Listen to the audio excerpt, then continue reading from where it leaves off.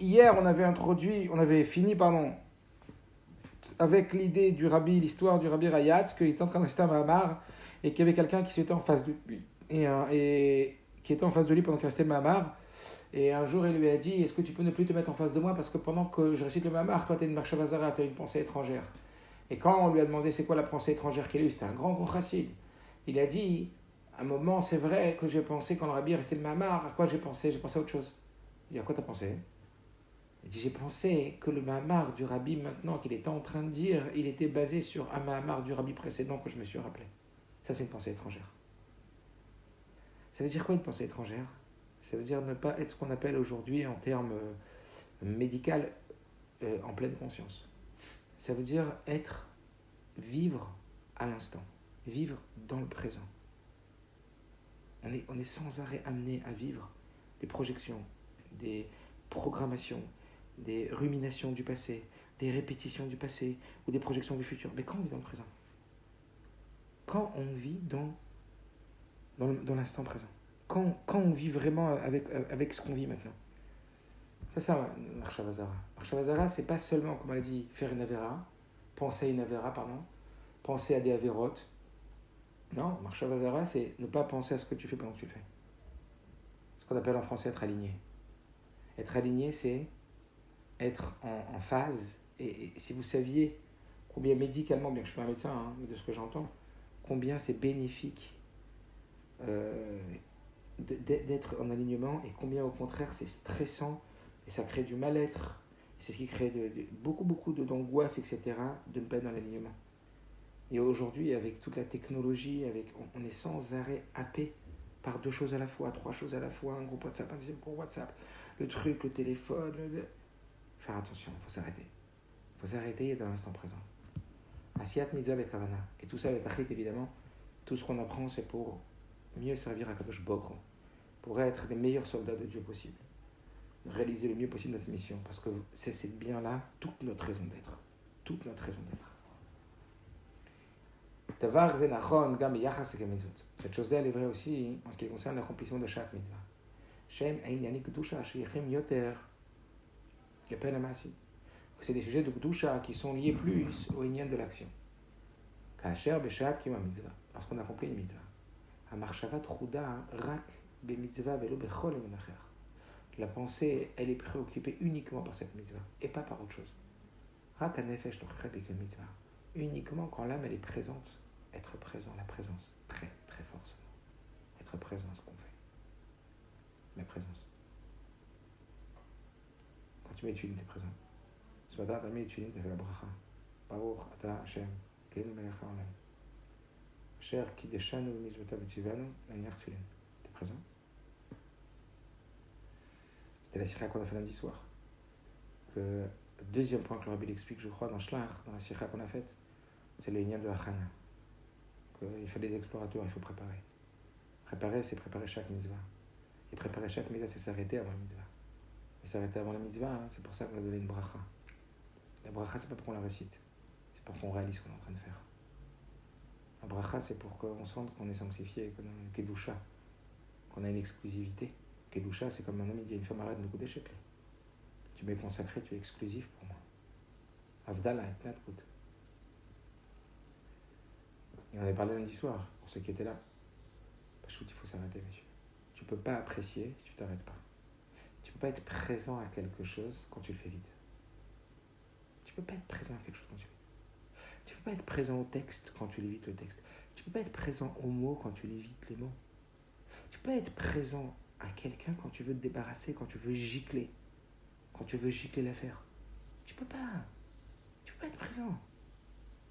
Pour être présent, il faut s'arrêter. On n'a pas parlé de s'arrêter 15 heures. On a parlé de s'arrêter quelques minutes, quelques secondes. Mais s'arrêter vraiment quelques secondes. Vraiment, ça veut dire quoi? Arrêter sa tête. Arrêter sa tête. Ça veut dire quoi arrêter sa tête? Ça veut dire arrêter que sa tête, elle se projette. Soit dans le passé, soit dans le futur. Plus de projection. Vous imaginez ça? Plus de passé, plus de futur. Que du présent. Je ne projette plus. J'utilise plus ma tête pour projeter. Ni les projections du film passé, ni la projection du film futur. Je suis présent. énorme. Ça, c'est quand on gagne dans cet état d'être. C'est la marche, on vit une autre vie. On vit une autre vie et on a des performances qui n'ont rien à voir. Les dogmas Adam, je bête à la tefillin. Par exemple, un homme, quand il met les tefillin, chaque fois, il est plongé dans la marshava, dans l'intention, dans les ignan, d'être en train de mettre une tefillin, pas d'autres tefillin. Ou manière tefillin, bechol mauto. Il met les tefillin de tout son corps. L'orak beyado gashmi. Pourquoi ça met une avec sa main? Je ne sais pas si vous vous rappelez, on avait déjà dit ça. Il y a quelques jours, on avait rappelé dans le Famarian de Rav Ofen, il avait parlé du ignan que comment on peut être bisimcha alors qu'on est aujourd'hui aura des pâquerettes. On me dit, mais ce chassid là, quand il était d'une simcha incroyable, on me dit, pourquoi tu es tombé simcha? Tu te rends compte que je peux servir le roi? Tu te rends compte que je peux mettre une paire de tefillin, que j'ai mis une paire de tefillin? Tu te rends compte que j'ai accompli la volonté du créateur tout-puissant de l'univers? Tu te rends compte que la réalisation de ce projet, elle passe par moi? Tu te rends compte qu'il m'a honoré par sa présence? T'imagines, tu reçois le rabbi à la maison un jour? Tu te rends compte, c'est quoi être honoré par sa présence? T'imagines, tu sens que tu reçois Dieu quand tu mets tefillin? Tu te rends compte, quel honneur? Quel honneur! Mais quel honneur! Mais c'est quoi cet honneur que Dieu nous fait? C'est quoi cette histoire-là que Dieu nous a élus? C'est quoi cette prise de conscience? Quel honneur! Quel honneur! Mettre une paire de tefillin. Qu'est-ce que ça vaut une paire de tefillin? Rappelez-vous ce qu'on a dit. Le rabbi il a donné son olam haba pour une mitzvah. Le rabbi il a vendu son olam haba pour une mitzvah. Rappelez-vous, il a fait Shach Habet Shuvah Masim Tovim Kol Chal Haba. Michel dit une mitzvah elle vaut mieux que tout l'olam haba. Tu t'arrêtes. Tu mets tes tefillin de tout ton corps. C'est tout toi qui mets tes tefillin ou c'est juste ta main qui met tes tefillin? Toi, ta tête, elle est en train de penser, je sais pas où. Et au mato, Adam, il y a tefillin, mais au deret. À l'inverse, un homme qui met même des tefillin au deret. Il a acheté $1000, $1200, $1200 les paires de tefillin. Gamimo, ses hôtes, les filles, kol à la chot bidigdu b'shulchan. Et il fait tout exactement comme le Shulchan Aruch il a dit, comme la Halachot elles disent. Ah, cependant, Marshavato Trouda, Baotasha Ben Mechem. Au moment où il aimait, sa pensée, elle est préoccupée par autre chose. Elle est préoccupée par. Faut pas que je rate Minyan, même ça. Elle est préoccupée par. Oh là, je dois amener les enfants à l'école, après, faut que je me dépêche. C'est des ch'touillottes, quoi. On n'est pas en train de parler de grave avérotes qu'on est en train de penser, ouais. Ou Omnam et Kayem Beofen Fizim, ça te fait. Il accomplit, c'est vrai, de façon physique, le tefillin. Beidour, avec embellissement. Arben Nafsho, ou Nimtsa Bolemacher. Mais dans son âme, il est dans un autre monde. Im Nifrat Atodvarim Yoter, si on doit décortiquer plus les choses, Arechle Moutait Masrot Edavar Haïm. Ça veut dire que l'investissement complet, le vrai investissement dans une chose, Kacher Kol Evushanef Ashakoimbo, c'est lorsque tous les vêtements de l'âme ils sont dans cette chose-là. Quand il y a quelque chose qui tient à cœur, quand il y a quelque chose dans lequel tu es investi, tu dis quoi? Il parle avec son cœur, celui-là. Ça veut dire que sa tête, sa parole et ses agissements, ils sont tous plongés dans cette chose-là. Plongés. C'est ce que tu vois, plonger. Une femme qui rentre dans un migvé et qui a un cheveu qui dépasse, elle n'est pas kshara. Être plongé. Plongé dans ce que tu fais. Tu es en train d'étudier, maintenant, sois plongé. Et ton vrai toi, c'est pas ce que ton corps il est en train de faire. Je suis sûr que là, par exemple, quand je vois dans les vidéos, je vois Shalom qui est en train de travailler. Mais je suis sûr que sa tête, elle est plongée avec moi. Elle est plus avec moi que quelqu'un que peut-être il est assis en train d'écouter. Quelqu'un, il peut être assis en train d'écouter, ou sa tête, elle est préoccupée par autre chose. Il peut être moins présent que quelqu'un qui est au travail, en train de faire quelque chose avec ses mains et tout. Mais la tête, elle est là. Ton toi, il est dans ta tête. Tu veux comprendre ça? Pourquoi tu décides de te plonger? Mais il faut te plonger pour être vraiment.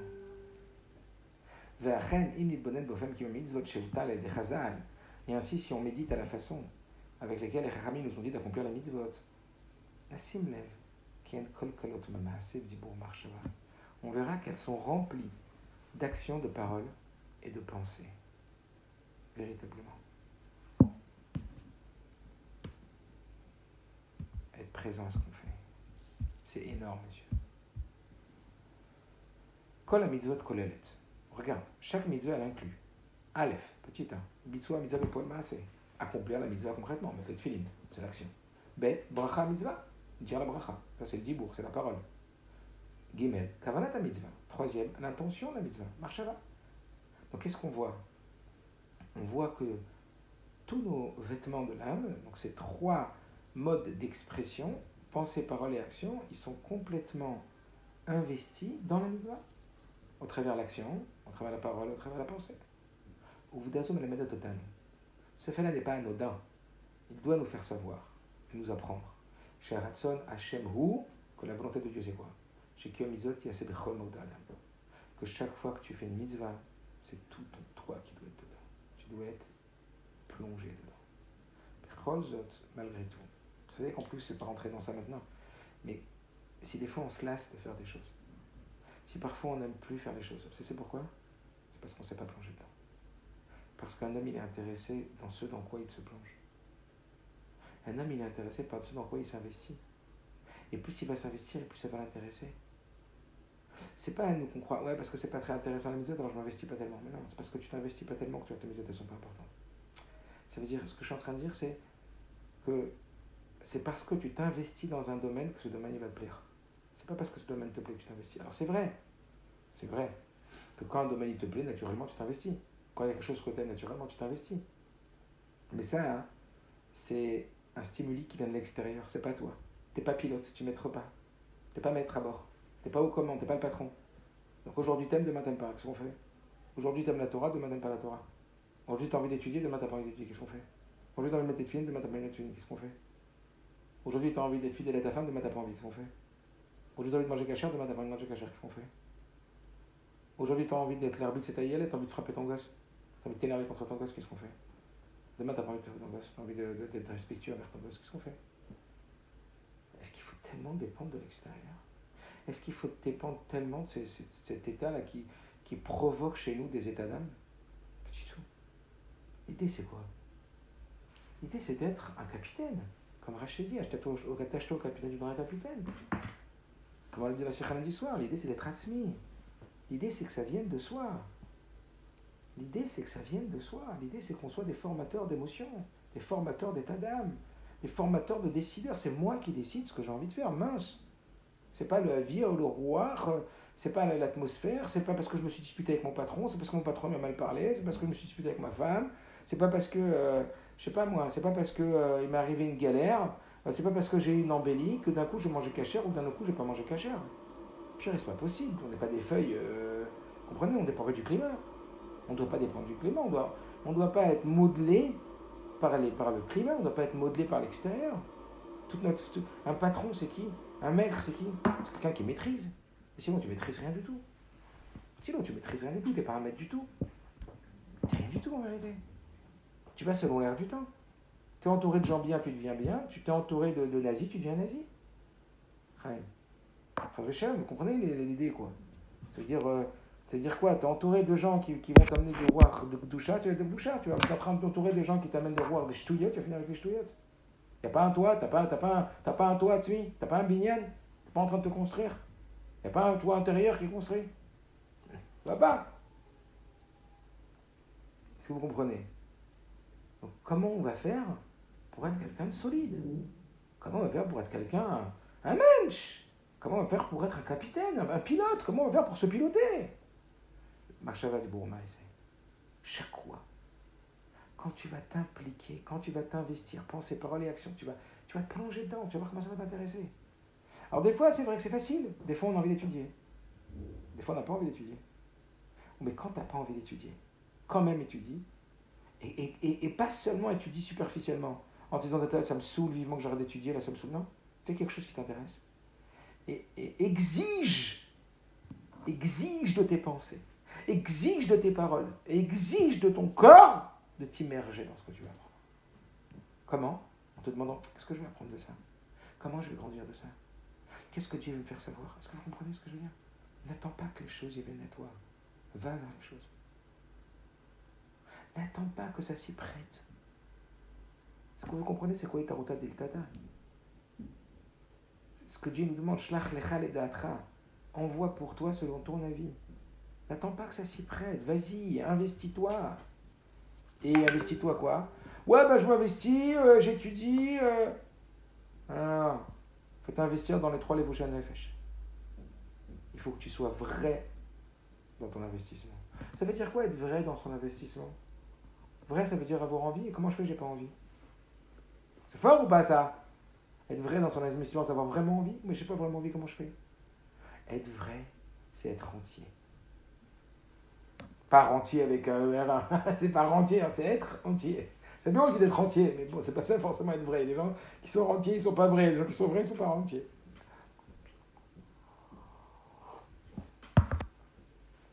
Être vrai, c'est être entier. Tu dis, quand est-ce que tu dis de quelqu'un qu'il est vrai? Parce qu'il est entier. Il n'y a pas Echad Bepé, Echad Belev, comme on a dit avant-hier, je crois. C'est pas il dit un truc avec sa bouche et il pense à autre chose avec son cœur. Il est vrai. Ça, c'est un mec vrai. Tu sens qu'il vit ce qu'il dit, le mec. Ou tu sens qu'il essaye de vivre ce qu'il dit. Tu sens qu'il est honnête, qu'il est authentique. Comment tu fais pour devenir quelqu'un de vrai?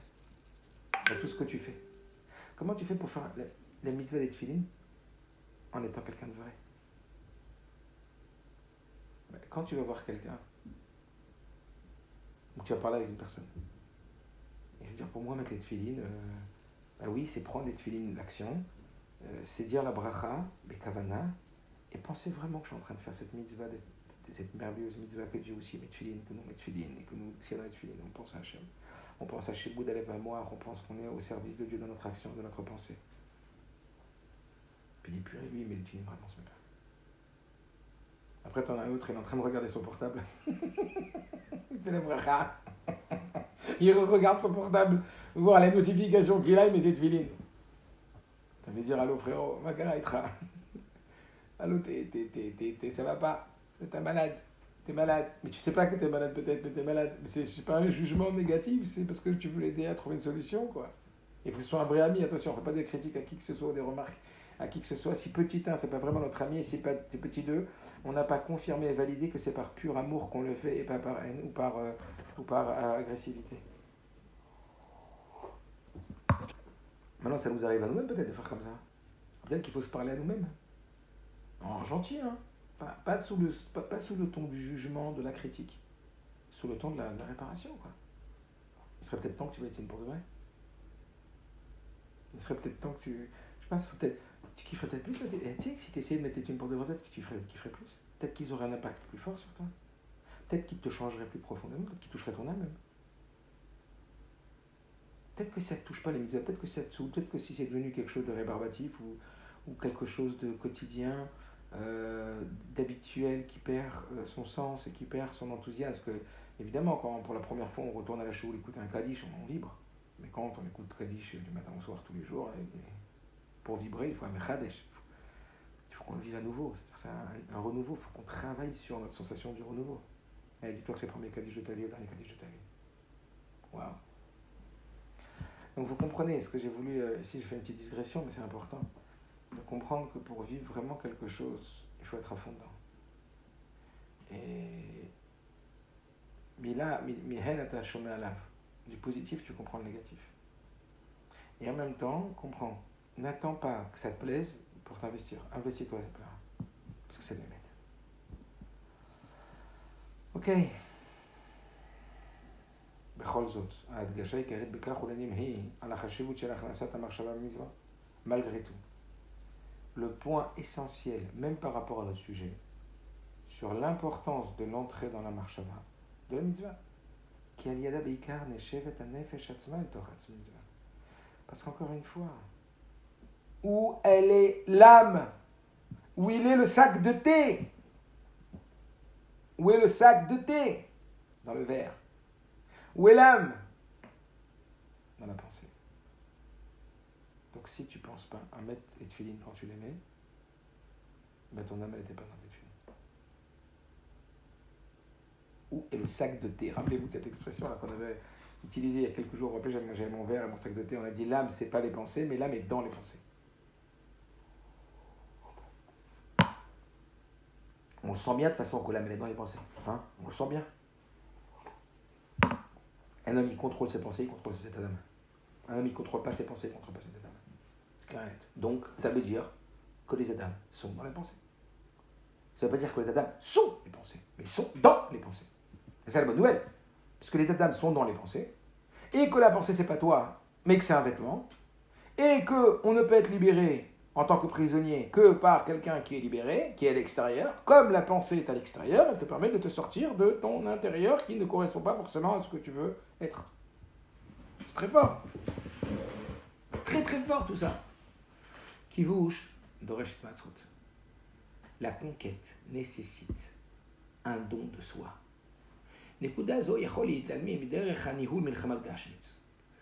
Cette chose-là, on peut la comprendre au travers une guerre gashmi.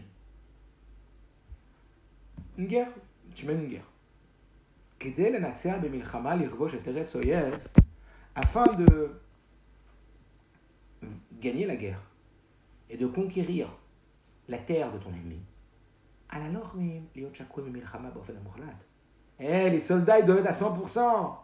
Les soldats, ils doivent être complètement plongés dans la guerre, de façon de façon catégorique, de façon entière.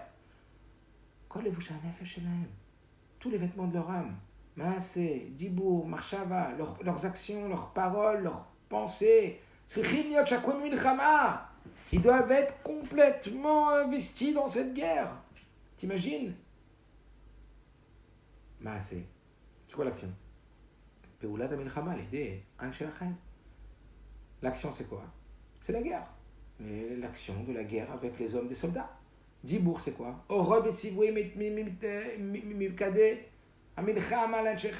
C'est quoi la parole? C'est les ordres, les enseignements des gradés de l'armée aux soldats. Marshava, c'est quoi? Les stratégies de guerre nécessaires. Il faut des stratégies de guerre. Il faut une stratégie de guerre. On la pense, la guerre, avant de la mener. Et dans cette marshava, il faut aussi de la volonté, il faut du désir de gagner, motivatia. Il faut de la motivation. Qui est très, très, très important. Comme on l'avait dit avec le Rabbi Rayat, il avait dit quand on sort en guerre en chantant, on augmente nettement nos chances de réussir. Tu veux que Dieu avec toi? Tu veux Dieu avec toi? Sois Bessimcha.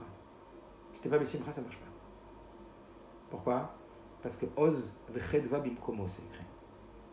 Oz vechedva bimkomo tanyani. Sa force et sa joie est là où il est. Donc s'il n'y a pas de joie, il n'est pas là. C'est-à-dire quoi? Il n'est pas là. Bien sûr qu'il est là. Mais la révélation de sa présence et de son accompagnement ne se révèle pas. Donc bien sûr que les pensées positives, qui t'aident la milchama, lorsque tu sortiras en guerre sur ton ennemi, tu y vas positif, tu y vas optimiste, tu vas en gagnant, tu es joyeux, tu sens que tu es accompagné par Dieu, tu sers Dieu dans la joie, comme le Baal Shem Tov, tellement il a investi dans ça. Motivation, positivisme. Donc toute ta tête, elle est dans la guerre.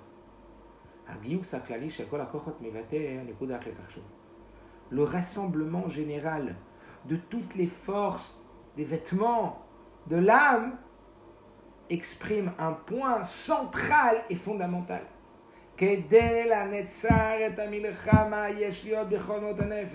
Pour gagner la guerre, il faut être dans toute son essence même, dans toute la source de sa personne, dans toute sa personnalité dans la guerre.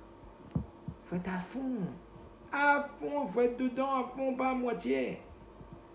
Avodat Hashem, service de Dieu, il est identique à la guerre.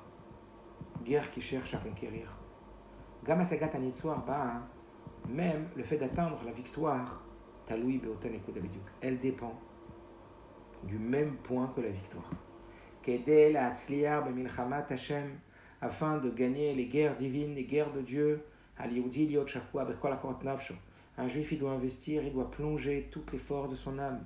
Et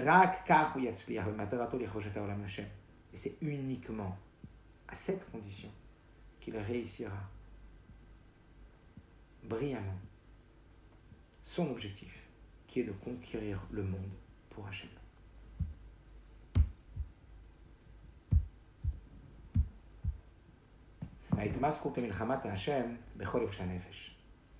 L'investissement des trois vêtements de l'âme dans la guerre pour Dieu. Et plus particulièrement, investir sa pensée, sa stratégie militaire. Combien de fois on fait des choses, mais sans y réfléchir? Combien on a perdu de temps? quand on investit la tête, vous savez, je parlais avec quelqu'un qui me disait, mais tu sais, des fois, on paye dans des sociétés des gens qui ne travaillent pas beaucoup. Mais ils ont tellement de bonnes idées, ils réfléchissent tellement bien qu'ils font gagner des millions à la société. Ils font gagner des millions à la société. Mais utilise ta tête, et on voit que de génération en génération, on va plus vers l'utilisation de la tête.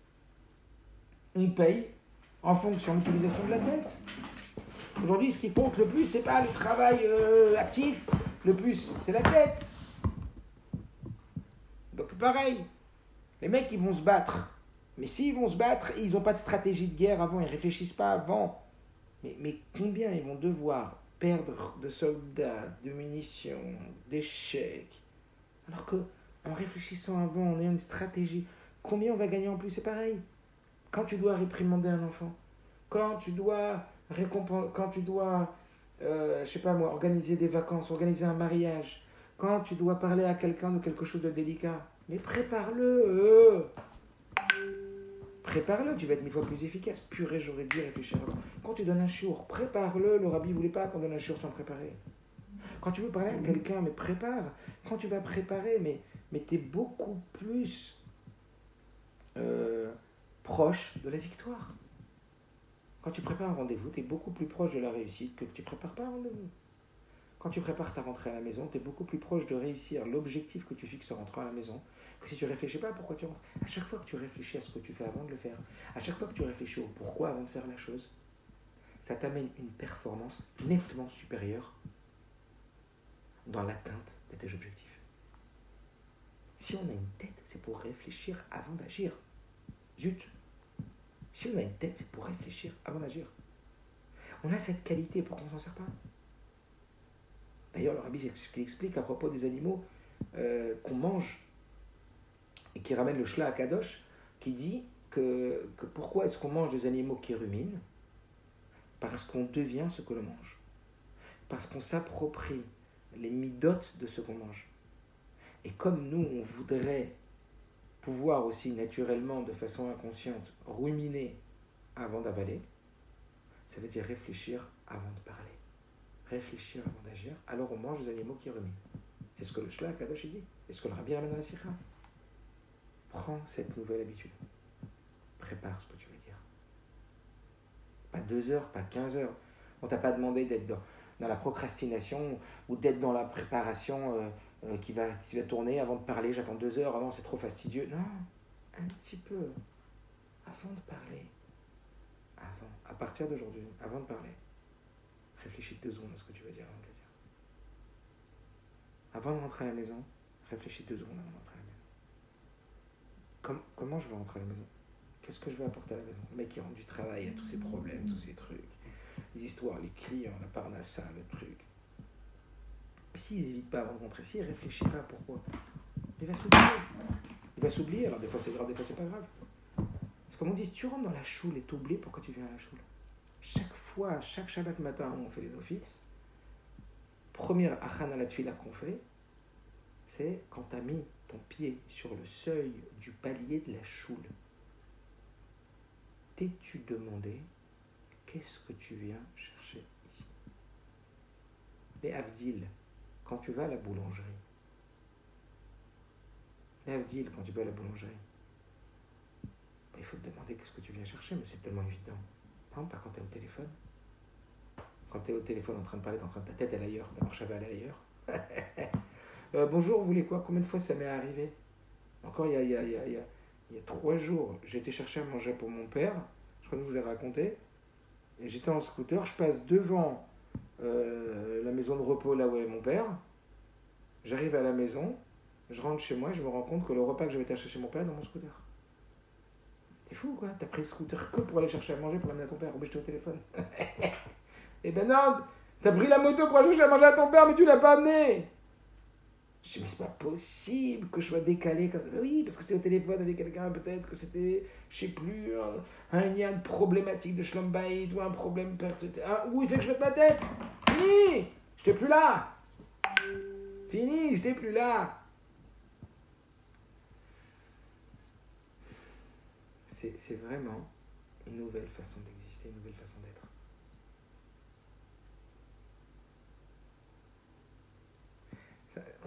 on n'a pas envie de ça, parce qu'on a envie d'être efficace, on a envie d'être productif, on a envie d'en faire le plus possible, on a envie de foncer.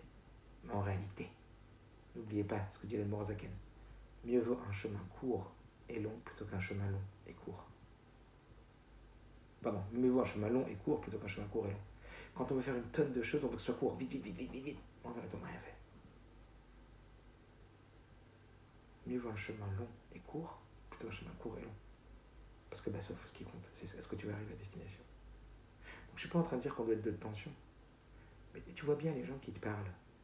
Là, je pense à quelqu'un en particulier. Et que tu sens qu'il est calme quand il te parle. Qu'il est posé quand il t'écoute ou quand il te parle. Il est vraiment là, monsieur. Tu dis, mais comment il a 1 milliard de choses à révéler? Comment il fait? Rappelez-vous cette histoire du rabbi. Quand le rabbi avait cette lettre à déposer à des rabbinim. Vous vous rappelez? Et que quand il arrivait dans la salle d'attente, tout le monde guettait le rabbi de Lubavitch, le gendre du rabbi, qu'on disait de lui que c'était un gentleman, c'était un homme classe, un élégant, mais il n'était pas un Talmid Chacham. Quand ils lui ont posé toutes les questions au rabbi sur toutes les Gmarotes, pour voir si c'était un érudit ou un amaretz. Et que le rabbi n'a répondu à aucune question, et qu'après il est rentré dans le bureau des rabbinim, il a déposé la lettre que le rabbi précédent avait demandé qu'il dépose, et il est ressorti. Et là il a répondu un après l'autre à toutes les questions. Et ils lui ont dit, mais pourquoi tu nous as laissé croire qu'on était un amaretz, que tu étais un amaretz? Il a dit, parce que quand j'ai une mission de mon beau-père, il n'y a plus rien qui existe. Je suis à fond dedans. Alors on n'est pas à ce niveau, mais est-ce que vous comprenez? Donc il dit, si déjà il y a besoin d'investir ses forces pour gagner la guerre, ses forces lesquelles? Les actions, les paroles, mais combien des stratégies? Combien des stratégies ils font gagner de l'argent? Combien des stratégies ils font gagner du temps? Combien des stratégies ils font gagner des relations? Combien des stratégies ils font gagner des réussites? Utilise ta tête, et la tête c'est la pensée. Donc il dit, si déjà il faut s'investir dans la guerre pour Dieu, dans toutes ses âmes, dans tous les habits de son âme, en particulier c'est encore plus vrai dans sa marche avant.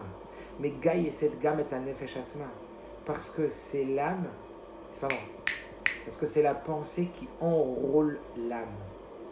Marshava megaye cette gamme est un nefesh atzma, puisque le sac de thé est dans le verre de thé.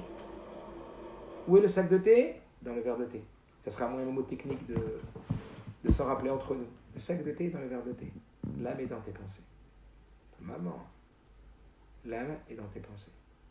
Donc tu veux enrôler ton âme dans la guerre? Il faut enrôler tes pensées, tes stratégies. Et toi, Adam, Avo nitzachon ha-milchama pour la victoire. Kacher Adam yotzei mauto apnimi le milchamat Hashem. Lorsqu'un homme il sort en guerre avec toute son âme, alors muftachlo, on lui promet, be'ezrat Hashem, avec l'aide de Dieu, ha'atzlacha bikivush rochani, la réussite dans la conquête spirituelle, qui est la raison qu'il fait venir sur terre. Yot kol hayom b'kedusha, être toute la journée dans la kedusha. Rov hayom anu oskim bepeulot ha'achriyot lechayenu. La majeure partie de notre journée, on est complètement investi dans des actions qui sont de première nécessité à la survie. Ovdim, kadé la parnassa, la bétail. D'abord, on bosse pour amener une parnasse à la maison, pour amener de quoi payer le loyer, pour amener de quoi manger. In em kemach en Torah. Il n'y a pas de farine, il n'y a pas de Torah. Par contre, quand tu as de la farine, quand tu as une bonne parnassa, quand tu as un loyer qui est payé, tu as minuchat nefesh, tu as la tête posée et tout, tu peux. Alors qu'est-ce qu'on fait la majeure partie de la journée? On travaille pour sa parnassa. Matzvim sidurim shonim.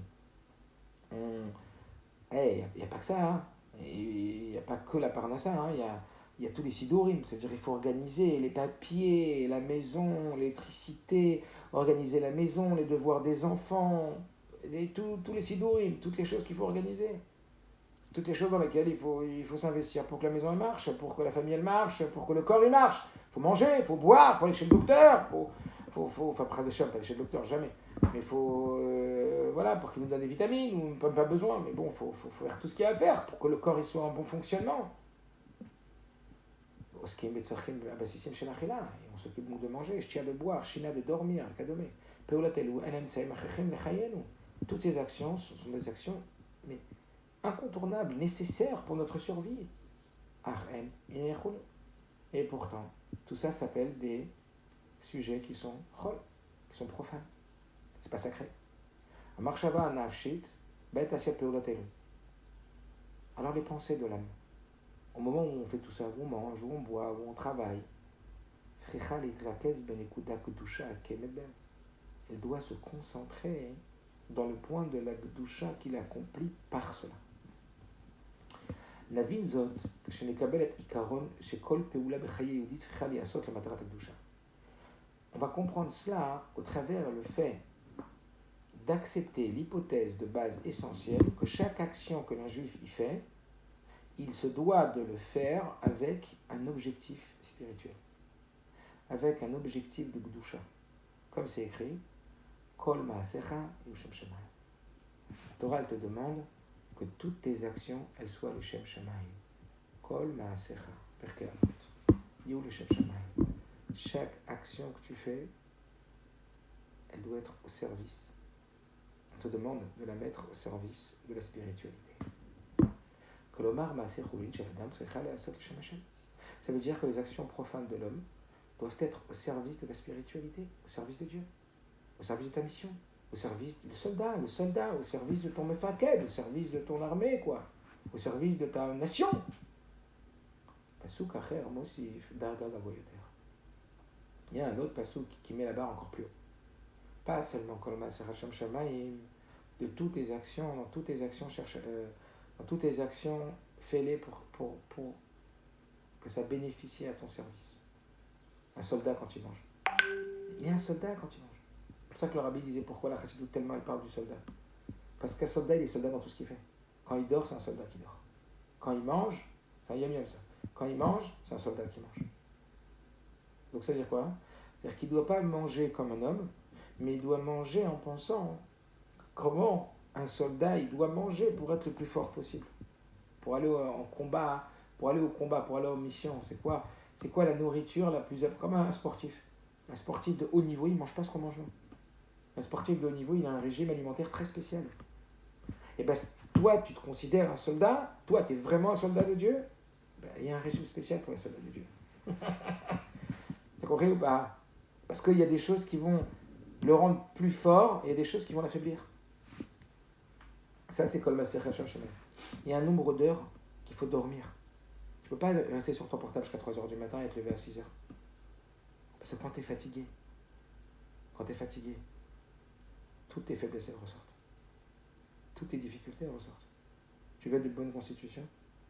Quand tu es fatigué, tu t'énerves plus facilement. Tu es sensible, beaucoup plus fragile même psychologiquement. Donc tu vas avoir moins d'empathie, moins de patience, plus d'énervement, plus d'agacement, plus de contrariété. Comment tu vas te bessimcha? Est-ce que vous comprenez? Je dors pas parce que j'aime bien dormir 7 heures. Je dors 7 heures ou je dors 6 heures pour être au mieux de ma forme, que demain matin, même si quelqu'un me crée à la choule, j'ai assez de force pour réussir à être Kovesh et Titzro. Est-ce que vous comprenez ce que je veux dire? Il y a un niveau plus haut que Kol Maaser Hashem Shamayim. Tout ce qu'on a dit maintenant, c'est Kol Maaser Hashem Shamayim. Tout doit converger vers mon service de Dieu. Je suis un soldat dans tout. Même avec ma femme. Avec ma femme, je suis un soldat. Avec mes enfants, je suis un soldat. Après, le niveau plus haut, c'est Kol Maaser Hashem Shamayim. Bechol Darkei Chadeu. Deuxième niveau. Bechol Darkei Chadeu, dans Mishlei, c'est écrit, regardez la 14, dans toutes tes voies, Bechol Darkei Chadeu, dans tous tes chemins. Ça veut dire quoi les chemins? Le Rabbi explique que le mot chemin, c'est Dafka quand tu n'es pas arrivé à destination. Le chemin, c'est ce qui t'amène à la destination, c'est l'objectif. Même quand tu n'es pas dans l'objectif, tu es dans le moyen d'arriver à l'objectif. Dans le moyen que tu dois arriver à l'objectif, Déou, cherche Akadosh Baruch Hu. Ça veut dire quoi? Cherche l'enseignement qui se cache derrière la route que tu es en train de prendre pour arriver à ton objectif. Même dans ça, cherche Dieu. C'est pas seulement que c'est un moyen de servir Dieu, mais dans ça même, tu vas apprendre à servir Dieu. Dans la nourriture, tu vas apprendre à servir Dieu. Dans le sommeil, tu vas apprendre à servir Dieu. Que le mariage, la date Hashem, c'est-à-dire qu'il y a à connaître Dieu, ou un roto, et voir Dieu, percevoir Dieu, bertor adrachim, ou lot agashmi atzvam, dans nos actions et dans les chemins qu'on emploie. Ça veut dire quoi? Comme j'aime dire à mes enfants, quand on prend la voiture pour aller dans le sud, voilà, quand on va dans le sud, on va louer une maison, etc. On prend la voiture à 4h du matin, Et il y a toute la route, comment on appelle ça, l'autoroute du Sud, etc. L'écoute, elle est, que je demande aux enfants, c'est quand qu'elles commencent les vacances? Quand on arrive à la maison, qu'on prend la voiture. Je dis quand on prend la voiture. Déjà, quand on prend la voiture, c'est les vacances. Quand tu roules, déjà, c'est les vacances. Alder, quand toi, tu vas chercher en vérité, quand toi, tu vas aller travailler, cherche, pas seulement dis, je suis un soldat, je suis au service de Dieu même quand je vais travailler. Je suis un soldat, je suis au service de Dieu quand je vais manger. Je mange pas je mange pas comme quelqu'un qui mange pour manger. Je mange pas pour quelqu'un. C'est quoi quelqu'un qui sert pas Dieu quand il mange? C'est quelqu'un qui mange pour manger. Ce matin, il s'est dit, allez, on va se faire un kiff à midi, on va manger où ce midi? Alors qu'est-ce qu'on va se faire à midi? Ben, t'es comme Jean-Christophe. T'es comme Jean-Christophe. T'es un mini. C'est ton Jean-Christophe qui parle. C'est ton Jean-Christophe qui parle. On va manger quoi à midi? On se fait quoi? Mais t'as ta tête dans ça. Allô? On t'a pas dit de pas manger avec du plaisir. Encore que. Mais c'est pas ça l'essentiel. C'est qu'est-ce que je vais manger qui va me permettre d'avoir des forces pour pouvoir mener au mieux mon objectif, tel un sportif. Tel un sportif de haut niveau. Tu vas être quelqu'un de haut niveau, tu vas être un soldat gagnant, tu vas être un vrai royal, un vrai winner. Hey, même dans ce que tu manges, ça joue. Comment tu dors, ça joue. Il y a plus que ça. C'est qu'en vérité, comme Reb Mendel Futterfass. Reb Mendel Futterfass, quand il voyait un funambule, c'est ce que c'est un funambule? C'est quelqu'un qui marche sur un fil et il tombe pas. Reb Mendel, il cherchait la aura de Vodat Hashem. Il regardait le funambule, il dit, dis-moi toi, comment tu tombes pas? Tu marches sur un fil de là à là. Comment tu tombes pas? Qu'est-ce qu'il a dit Reb Mendel? Qu'est-ce qu'il a dit cet homme? Mais je vais te donner mon secret. Mon secret, c'est que je regarde jamais en bas. Mon secret, c'est que je regarde jamais où j'en suis. Mes yeux ne quittent jamais mon objectif. Mes yeux ne quittent jamais l'endroit que je veux atteindre. Et grâce à ça, je ne tombe pas. Reb Mendel, tout de suite, il a utilisé ça dans Vodat Hashem. Il dit, j'ai compris. Jamais je dois regarder où j'en suis. Toujours, je dois regarder là où je veux aller. Mes yeux ne doivent jamais quitter mon objectif. Et comme ça, on ne tombe pas. C'est exactement la même histoire qu'un vieux, qu'ils habitaient dans un village. Et dans le village, il y avait plein de chassidim. Et il y avait un vieux chassid. Seulement en hiver, il faisait tellement froid là-bas que la montagne, elle gelait. Et les gens, ils n'arrivaient pas à monter sur la montagne. Et le seul endroit où il y avait un mikvé, c'était en haut de la montagne. Alors tout le monde y glissait. Personne n'y arrivait à monter en haut. Et ce petit vieux, là, qui avait 75 ans, 80 ans, il arrivait à monter. Et il arrivait à monter sans glisser. Alors Sidi me dit, mais comment tu fais? Comment tu fais? Qu'est-ce qu'il a répondu? Il a dit, quand on est attaché avec en haut, on ne tombe pas en bas. C'est-à-dire quoi? Quand tu as vraiment envie de monter en haut, quand tu as vraiment envie d'arriver en haut, ah ben tu ne tombes pas en bas. Est-ce que vous comprenez? Quand on est vraiment attaché avec en haut, on ne tombe pas en bas. Si on tombe, c'est qu'on n'est pas vraiment attaché. La même Nekuda, quand tu regardes ton objectif et tu es fixé dans ton objectif, tu vas y arriver. Combien d'histoires, il y a des livres de Raman Futterfass que c'est que ça. De chaque chose qu'il voyait, comme le Baal Shem Tov, il tire un enseignement. Comme on avait raconté l'histoire du Rabbi Rachab et du Rabbi Rayat. Quand le Rabbi Rayat, le Rabbi Rachab, il s'est retrouvé, vous vous rappelez, avec le Rabbi Rachab. Et le Rabbi Rayat, ils se sont retrouvés devant une machine dans une boutique. Et le Rabbi Rachab, il a commencé à dire, viens, rentre dans la boutique, Keilou, pour analyser la machine. Et le Rabbi Rachab, il a dit, c'est pas par hasard qu'on a pris cette route. C'est pas par hasard qu'on a pris cette rue. Et c'est pas par hasard après qu'on a pris cette rue. Et c'est pas par hasard qu'on a pris cette rue. Et c'est pas par hasard qu'on a pris cette rue. Et c'est pas par hasard qu'on a pris cette rue. C'était pour qu'on arrive dans cette machine. Et qu'on apprenne de cette machine comment faire pour mieux servir Hachem. C'est-à-dire que tout ce que tu rencontres, c'est le phénomène du grand producteur. Bechol Darkechadeu. Sers-toi de chaque indice, parce que chaque indice est une scène qui a été posée par le metteur en scène pour t'apprendre quelque chose de nouveau dans ta vie. Pour t'apprendre quelque chose de nouveau pour mieux servir Hachem. Ça, c'est Bechol Darkechadeu. C'est un autre level. C'est pas juste que je fais les choses pour servir Dieu, c'est déjà énorme. Mais c'est pas que je fais pour servir Dieu. C'est que tout ce que je fais, ça a un sens pour mieux servir Dieu. Là, dans la chose elle-même, je vais apprendre à servir Dieu. C'est plus un intermédiaire, c'est une fin en soi.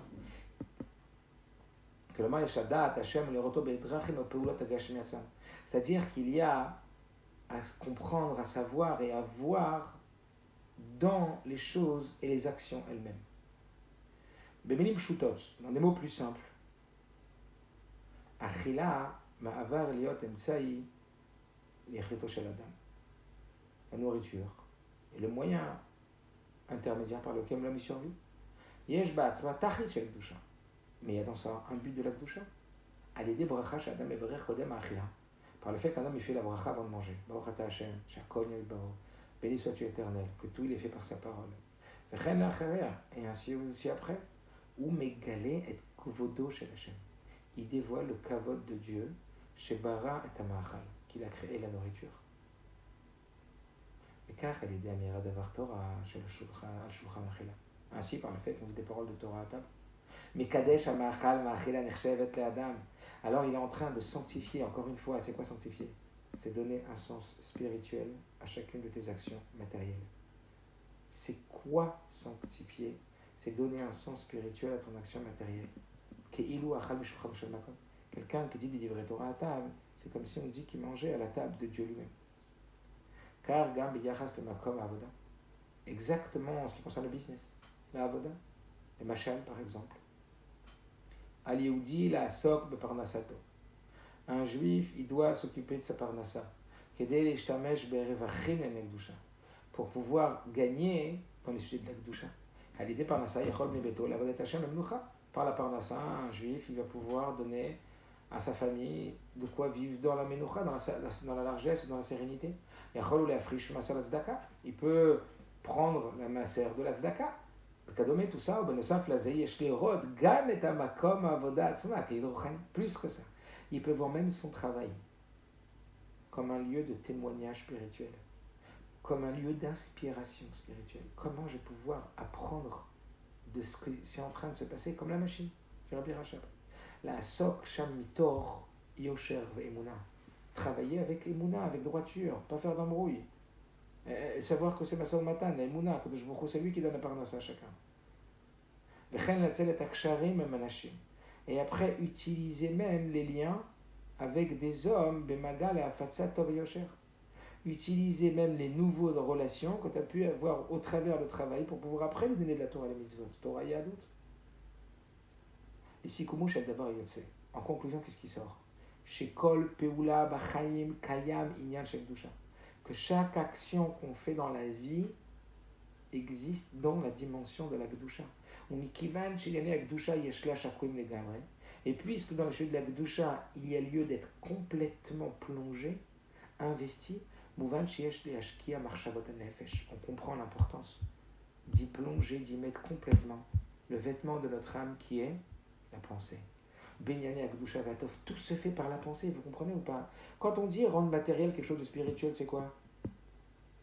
C'est lui prêter une intention spirituelle. Et elle se fait où l'intention? Dans quelle partie de l'être elle se fait l'intention? Dans les pensées. Donc tout le projet, toute la Gdusha, tout l'objectif de dire Abatartonim, une résidence à Dieu sur terre, tout le projet, il est dans quel monde? Dans le monde de tes pensées. Tout le projet, il est dans le monde de tes pensées et nulle part ailleurs. Benyane Gdusha ve'atov akami bechol davar, qui existe dans le bien et dans le tov de chaque chose. Pas dans des choses profanes. C'est magia la dame l'imnochat nefesh amitit. Ça donne à l'homme une sérénité de l'âme profonde. Ka'asher gam bet iske achulin ou betachidatov. Que même quand il est dans le profane, il est dans le tov. Bederer zo yachol achro ocha pshuta. Betvatsa betachit akdusha.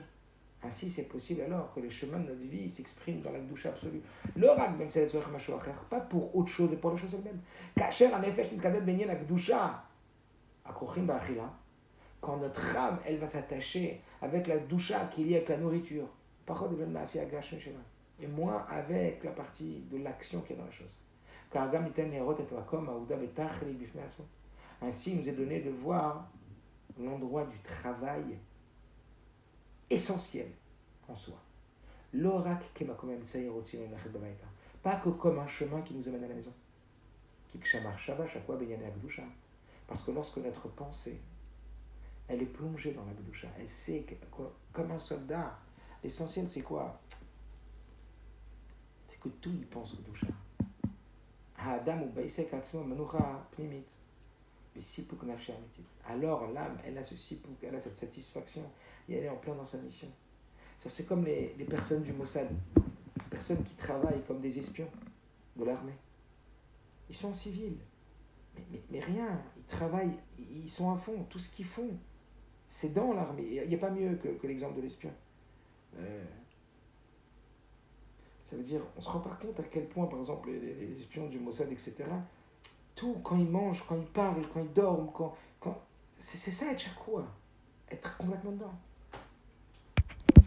Et là, demain,